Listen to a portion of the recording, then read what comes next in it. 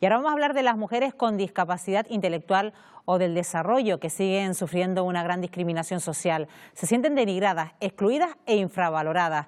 Es la principal conclusión de un estudio sobre la autonomía de mujeres con discapacidad elaborado por Plena Inclusión Canarias y la Universidad de Las Palmas de Gran Canaria. Con él se ha querido profundizar en una realidad desde la visión de cada una de las participantes en esta investigación.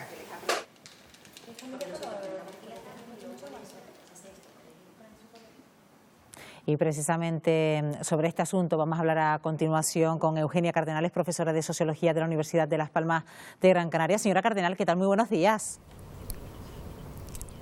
Hola, buenos días, ¿qué tal? Bueno, el estudio se ha querido denominar La historia solo cuenta una parte de nosotras. Bueno, ¿qué parte es la que se cuenta y qué parte es la que queda oculta?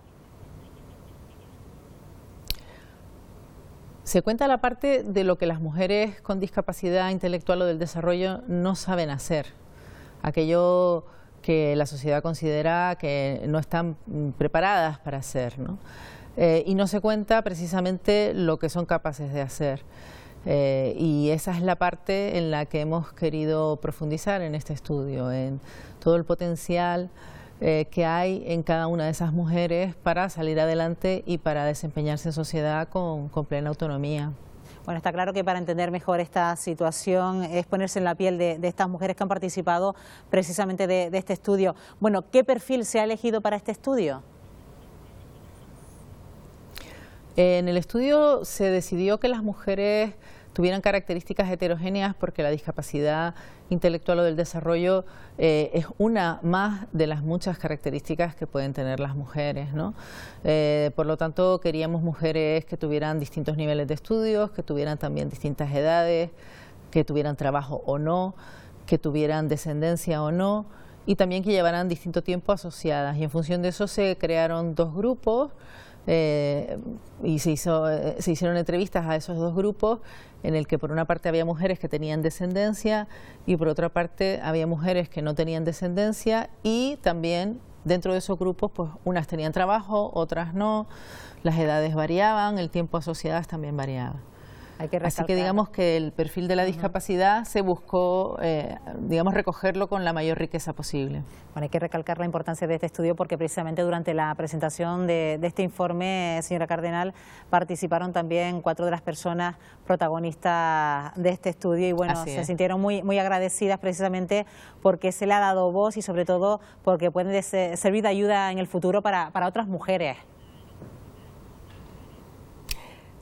Ellas están agradecidas y Plena Inclusión y yo más todavía, porque la perspectiva desde la que se ha trabajado es que, digamos, es la voz de las mujeres la que tiene que servir para identificar cuáles son las prioridades a la hora de actuar y son sus necesidades.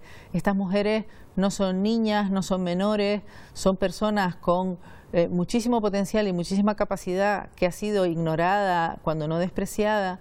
Y precisamente el facilitar su voz es una manera de reconocer su enorme esfuerzo y su enorme capacidad para salir adelante por sí mismas con las ayudas que necesiten o con los apoyos que necesiten, pero por sí mismas. Así que nosotras también estamos muy agradecidas porque ha sido esencial su colaboración. Bueno, mujeres que han vivido toda su vida con una etiqueta, con esa sensación de rechazo, bueno, que les ha acompañado durante toda su vida. ¿Y hasta qué punto asumen ella que esa vida es la que le pertenece o esa vida es la que le ha tocado vivir? Es una pregunta que me parece crucial porque precisamente lo que se descubre en la investigación es que estas mujeres son conscientes de las etiquetas y son conscientes de las consecuencias de esas etiquetas. Es decir, han aprendido a definirse a sí mismas a partir de lo que los demás dicen de ellas, y lo que los demás dicen de ellas son cosas como tú no eres lista, tú no sirves, tú no vales, quítate de aquí, no quiero jugar contigo, eres una porquería, y de ahí en adelante muchas cosas más. Por lo tanto, el paso, digamos, importante que refleja esta investigación es la voluntad de estas mujeres para definirse de otra manera, para ser ellas las que se definan a sí mismas y no esos demás que las rodean, ¿no? Hacerse dueñas de su vida y también de sus nombres. ¿Y qué noción tienen ellas de su autonomía? ¿Todo depende igual de los ingresos económicos que tengan, de si tienen hijos o no a su cargo? Las nociones de autonomía son diversas, pero las podemos agrupar en torno a dos miradas principales, ¿no? Identificamos que las mujeres que no tienen descendencia, y en estos grupos esas personas también coincide que tienen trabajos con los que pueden ser autosuficientes, vinculan su autonomía sobre todo a la capacidad de hacer cosas por ellas mismas. Digamos que es un sentido de la autonomía muy vinculado al logro, a conseguir cosas, mi casa, mi coche, tener mis propios electrodomésticos, esa autonomía que en realidad es el mismo sentido de la autonomía que tenemos los demás, esos demás, ¿no? Las mujeres con descendencia ligan más la autonomía a la capacidad para cuidar bien de sus hijos y para ser competentes como madres, porque se las mira muy negativamente. Bueno, ¿y cómo se les presenta el plano laboral? Ya usted se refería a él, señora Cardenal, sobre todo porque estamos hablando de empleos donde hoy en día prima mucho la imagen y luego donde estas mujeres sufren esa importante discriminación, sobre todo porque tienen que encajar en esos roles sociales, ¿no? Claro, las mujeres que no tienen un buen trabajo o que tienen trabajos ocasionales, lo que más plantean es el problema del trabajo, porque el no tener trabajo les genera dependencia económica de sus familias, en el caso de que las familias las quieran ayudar, de los servicios sociales que a su vez digamos las fiscalizan de una forma muy potente, y entonces digamos que el trabajo es esencial. Los programas de plena inclusión van en la línea de facilitar esa inserción laboral a través de la formación, tanto de la formación laboral como de la formación en el plano más de habilidades sociales, etcétera, y pueden jugar un papel muy importante para estas mujeres sin discusión. Y quizá también sea una falsa creencia de que se produce un mayor absentismo en este colectivo. La verdad es que el informe es un informe basado en entrevistas personales y yo no tengo estadísticas. Sí diré que el valor que se le otorga al trabajo en los grupos es tan impresionante que resulta difícil pensar que todas las mujeres con discapacidad intelectual rechacen el trabajo. Como ocurre también en las personas sin discapacidad intelectual, pues habrá gente que le cuesta más ir a trabajar, porque vamos a ver, ni que las personas sin discapacidad intelectual no hubiera absentismo, ¿no?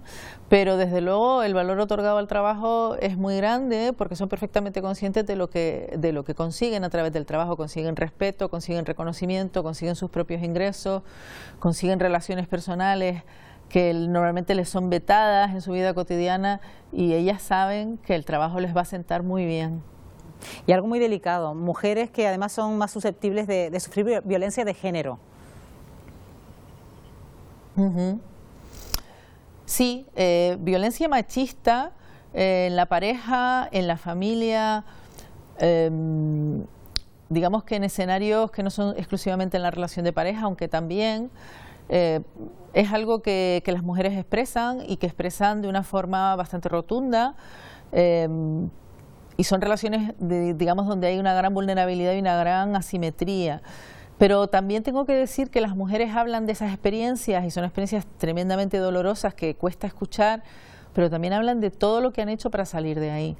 De las estrategias que tenían cuando estaban dentro para protegerse a sí mismas y para proteger a sus hijos, y también de los pasos que han dado para recuperarse. Son mujeres acostumbradas a la adversidad y muy fuertes, que no se conforman. Bueno, ya mirando en positivo, hay que trabajar mucho con ellas las ilusiones y los sueños, ¿no?, que los tienen. Sí, una de las partes interesantes del proyecto era precisamente también colocarse en el futuro y hacerse dueña de tus propias ilusiones, ¿no?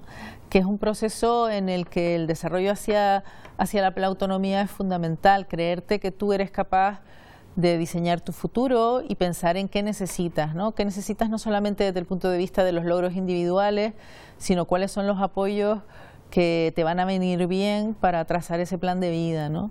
Entonces ahí yo creo que el trabajo de plena inclusión, en el sentido de poder, digamos, promover la vida independiente, es fundamental, y que esos proyectos y esos sueños cobren materialidad en la medida en que las mujeres van dando pasos decisivos, pasos conscientes hacia una autonomía cada vez más reflexionada, ¿no?